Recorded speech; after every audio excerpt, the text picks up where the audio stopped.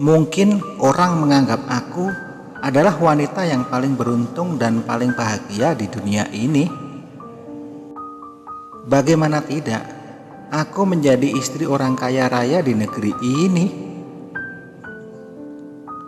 Mau apa-apa tinggal bilang, mau beli mobil keluaran terbaru pun tinggal bilang. Naik kapal pesiar keliling dunia seringkali kami lakukan.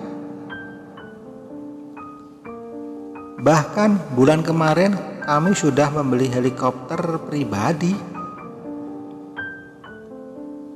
Untuk aktivitas suamiku yang terkadang lelah karena kena macet di jalan raya. Perkenalkan, namaku Mala, umurku 40 tahun. Aku memiliki wajah yang cantik. Setiap hari aku melakukan perawatan. Tidak cukup kalau hanya ke salon.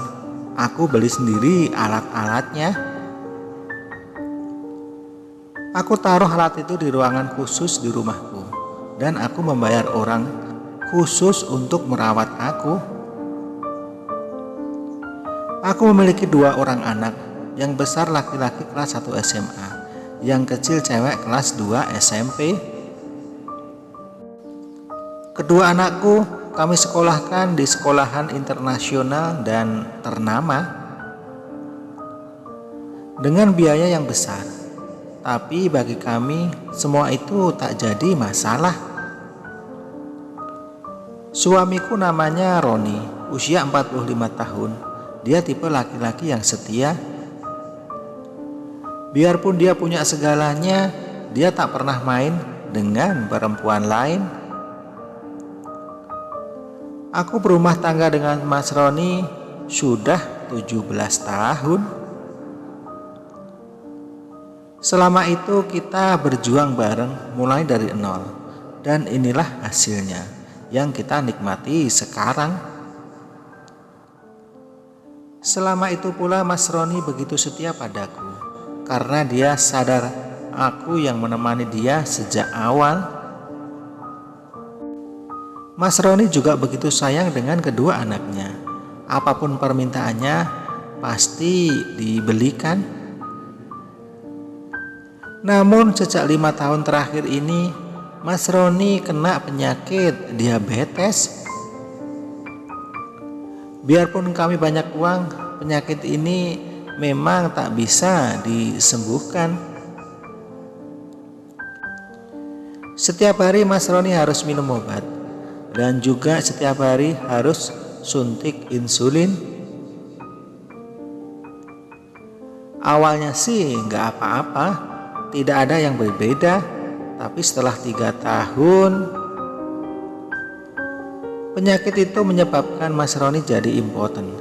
Dedeknya tidak bisa berdiri. Akulah yang kena imbasnya. Bagaimana bisa menyenangkan istri kalau dedeknya tak bisa berdiri? Segala cara dan pengobatan terbaik pun sudah dijalani Mas Roni. Namun belum ada hasil dan tetap sama saja. Aku sebagai istri tetap setia mendampingi. Namun tak kupungkiri, lama-lama aku merasa pengen juga. Tapi dengan siapa? Suami tak bisa melayani. Suatu hari Pak Parno, sopir pribadiku, pamit untuk pulang kampung. Dan dia pamit untuk selamanya. Aku pun tak bisa melarangnya. Itu haknya. Apalagi Pak Parno usianya juga sudah tua. Aku pun mencari sopir baru. Aku umumkan di semua media dan banyak sekali yang daftar. Namun ada satu pendaftar yang membuatku tertarik. Namanya Ridwan. Dia masih muda dengan perawakan yang maco. Badannya berotot karena dia sering fitness. Aku terima dia jadi sopir pribadiku. Awalnya dia agak canggung membawa mobilku. Tapi lama-lama Ridwan jadi terbiasa membawa mobilku.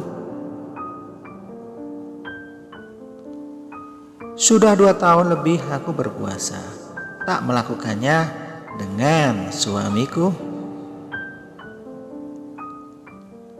Rasa itu bergejolak menggebu-gebu, seakan sudah tak bisa ditahan lagi. Suatu hari aku ajak Mas Ridwan untuk berbelanja di mall. Di dalam mobil kita ngobrol-ngobrol.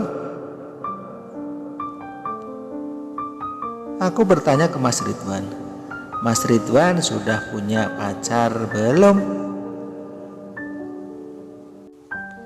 Sudah Bu, jawabnya singkat. Sudah pernah melakukan itu dong? Tanyaku. Belum Bu, jawabnya singkat lagi.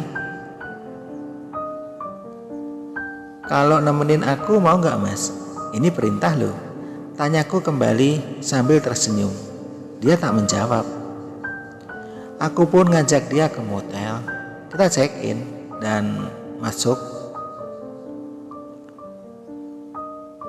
Aku langsung memeluk tubuh maconya. Mas Ridwan, temenin aku ya. Tanpa basa-basi lagi, aku yang memulai.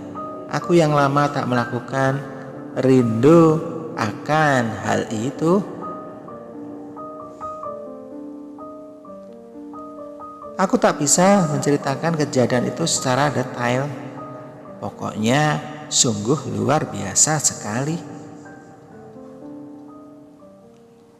Semenjak kejadian itu, Mas Ridwanlah yang menggantikan posisi suamiku.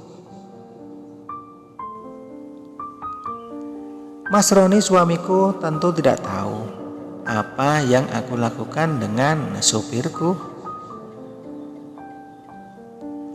Aku pun juga tidak tahu, entah sampai kapan ini akan berakhir.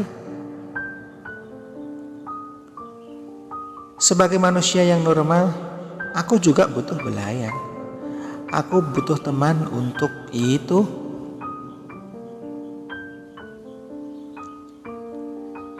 Teman yang bisa untuk diajak saling berbagi. Berbagi tentang hal yang seharusnya aku dapat dari suamiku.